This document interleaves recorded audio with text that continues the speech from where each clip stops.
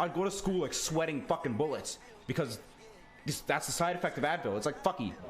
It was weird. And I couldn't walk. And I'd have to like, there was this weird thing that I would do with my leg. Because when you feel I could barely sit. So I had to like lean on one side and then twist my leg. Like in this weird way.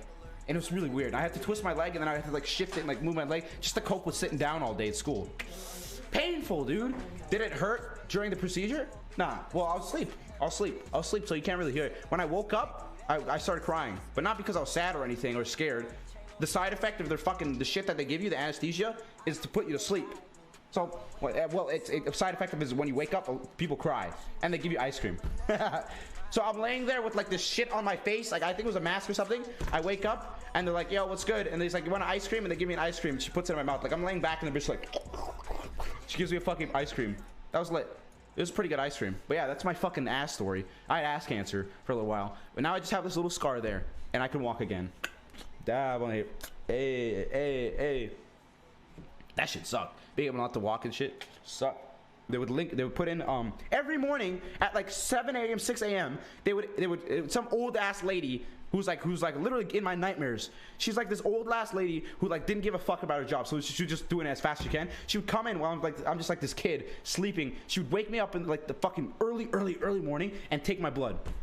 Like I have to wake up super early and she would have to poke me twice in my arm. And because I was a fat nigga, it'd be really hard for them to find my vein. So it'd be difficult. It'd be difficult. So they would have to do it multiple times. Poke. Just it just hurts every morning, every day. Fuck, it was annoying. And then they would pump me with that shit, and what it did was it made me because it's a liquid antibiotic that needs to come out of your body, right? So it takes away water. It's like salt. It's very something like that. It takes water from you, so they have to hydrate you, and they cannot hydrate you through water, right? They have to give you a actual separate bag that like they already put the green in you, then they put in they do this every day. They put the green in you, which is the antibiotic shit, which fucking makes you feel terribly sick. It makes you very, very, very, very sick. At least the beginning, it makes you very sick.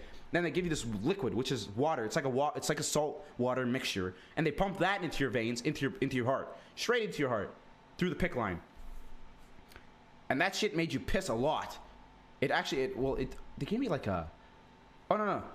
They had to give that to me as well as because my shit was hard. My asshole was hurt, right? Because my shit's hard. Saline. That's what they're giving me. My asshole was in very pain because the antibiotic, the green shit, was taking liquids out of my body and soaking it up. So there was no liquid to soften up my shit. So I couldn't shit. That's why they gave me the saline. They're like, this nigga can't shit. And they're like, we give you the saline every day as long as with the antibiotics, and then we'll also give you a what's it called? A laxative. They gave me a laxative once, and I shit the fucking bed. I couldn't really get out of bed because it's hard, and I was just like, it was like you gave me so much laxative. I was in bed all day. You gave me so much laxative. I had no chance, nigga. So like I'm like, oh shit, I gotta shit. And I'm like, I'm trying to get out of bed, and me just moving out of the bed was enough force for me, like guts to fucking all over my pants, all over the bed, everywhere. Just shit everywhere. And the nurse comes in and she's like, what the fuck, nigga? What happened? I'm joking. She didn't do it like that. She was like it's clear that she was not used to this shit. She's like, and then another nurse comes in who's like experienced with this shit. She's like, yeah, we niggas shit all the time when we give them that laxative. And she's like, here, I'm just gonna bring you a bunch of sheets and I'm gonna wipe it up. So she comes in, there's shit all over the floor and the bed. She takes all my sheets off. She puts the sheets on the shit on the floor, wipes it up, and then somebody comes and cleans it. I press a button and then I get somebody to bring me a Sprite and I drink it. Good thing about the hospital is they had a PS3 in there. And they had like an airlock as well, which is really cool. I don't know why they had that. I feel like it's for other people who have like really bad diseases. Like if you have coronavirus, they probably put you in there. It had an airlock and it had a PS3 and a big screen. So that's what I had all day. But I was in bed all day and I had a laptop with me and I had a button, and 24/7 a day, I could press that button and I could be like, yo, can you bring me a Sprite? And they would bring me like a big little thing of just Sprite or Coke or whatever the fuck. And I just drink that. It was fucking awesome. And my dad would bring me mango as well. Like my dad would cut up mangoes and I would eat that because it was really, really hard. When you're sick on the antibiotic shit they were feeding me, it would be really, really hard for me to fucking want to eat something. You know what I mean? But mangoes were like, sticey, man. I was like, give me mango. My dad would bring me that every day. He'd bring me McDonald's, whatever I want. And I'd lost like 20, 30, 40, 50 pounds, like around 50 pounds in the hospital. I gained it back right away after I left. But during that time with me like in the hospital, I lost a lot of weight and I was very small. I was a very skinny guy. If you guys seen my skinny photos, I wasn't skinny, but you know what I mean? I was a lot smaller. Fucking weird. And that was all free. This is all free in Canada. Think about that. It's crazy, ain't it? All free just because I'm Canadian. All that shit. Airlock room. Everything. Gym and twerk. Gym is fucking dead. I have to get a new one. Remind me to get a new one.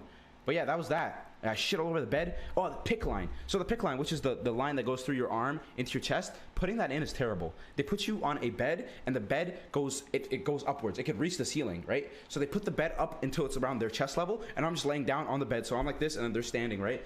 And then she takes she puts the line in, because it's like a long little wire that just goes through your arm. So first they put in something like a tube to go in to show like a guider for the line.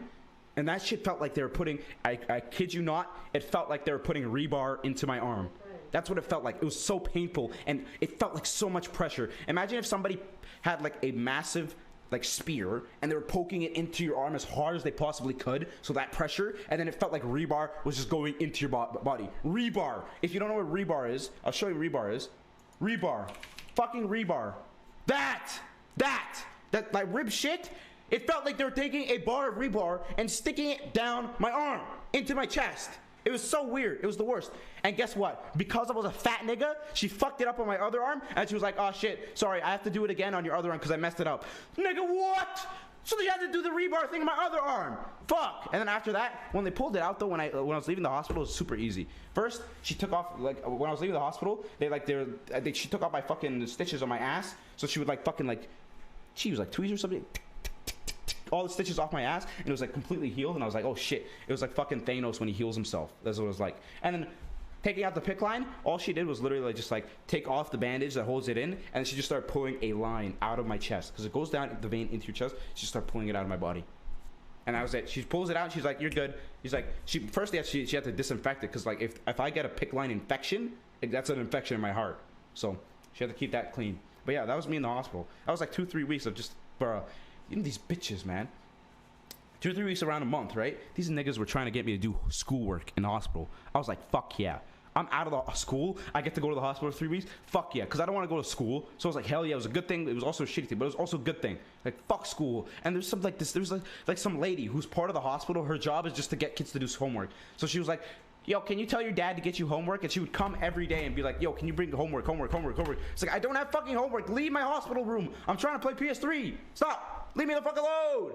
God damn, she was fucking annoying. She was trying to get me to do schoolwork in the hospital. My God, what the fuck is wrong with you? But shitting the bed was awesome. That was cool. Epic. Yeah. I kind of forgot about that whole thing.